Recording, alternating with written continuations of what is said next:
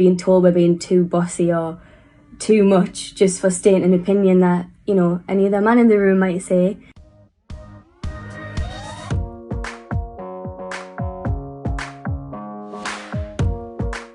Body image, I think that's a huge one. I feel like we almost put that stereotype on ourselves where we're taught to compete with each other and compare each other with our bodies and our faces. When we don't conform to that, we feel like we're not good enough. I think gender stereotypes in the workplace are really harmful. When a man is the boss or doing really well in the workplace, he is deemed as the man, but when a woman does it, she might be seen as bossy or overpowering or too demanding. Diana Ross, I was a huge fan of. She really sort of inspired me to be a musician. The Spice Girls, of course, because to me at such a young age they really embodied the message of female empowerment and being true to who you are. And then finally I would say my lovely mum. I would see firsthand how hard she would work every day, and she's probably the most inspirational woman that I know. Was the feeling of being intimidated, I guess, by men. Especially if you're starting at a very young age. You know, it's a very male-led industry, and I think in the beginning we struggled with having the confidence to voice our opinion and feel like we were being taken seriously enough, or like our opinions were as valid. We were told a lot back then, maybe not so much now, that how you looked really affected your success, which is quite a strange thing to think when really what you're trying to sell is your voice and the music that you create and not how you necessarily look. I think in the very beginning, I was sort of positioned to look as white as possible. I think where I kind of had the privilege of being white passing, that was really sort of pushed on me, where I was encouraged to always blow dry my hair. In magazine shoots, I would always see my photos edited so that my features appeared whiter, my skin was lighter.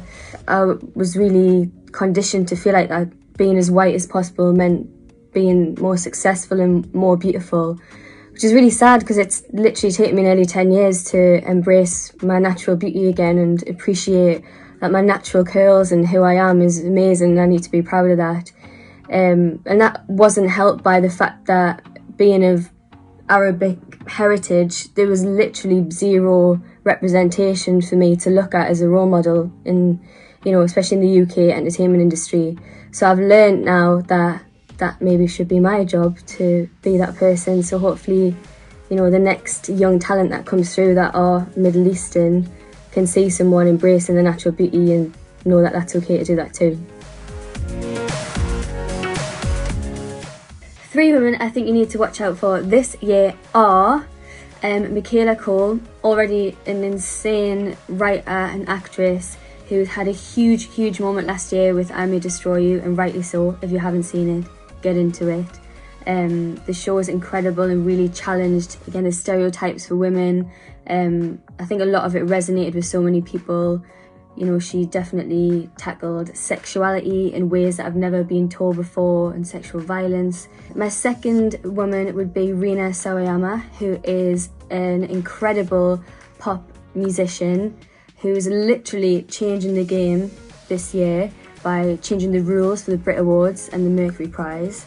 So that alone tells you just how badass this woman is, and her music is great. And my third woman that I think you guys need to watch out for is Camille, who is a singer-songwriter. We've worked with her for years and years, who's literally been like our 5th hidden member, and is, you know, releasing more and more of her own music. And I think it's remarkable really that she is literally probably one of the biggest female songwriters in the UK right now, and has done it through lots of hard work. Over the years, I've seen how hard she's pushed forward as a black woman in the music industry, and here she is shining more and more, and you need to get into it. Body Posi Panda, she really promotes body positivity, being unapologetically yourself, which we really need to see. Secondly, I would say Lauren Haregi, who is an incredible musician, used to be in Fifth Harmony, is now an incredible artist in her own right. And I feel like she's the perfect example of someone who creates good music, but also, you know, really promotes her political views. She stands up on social issues. You know, she doesn't stay quiet about things. And lastly, I would say to just get following Zoe Kravitz, because she's just everything. I love her. I love her fashion. I love her style. I love her personality. She's intelligent. I'm a bit of a super fan.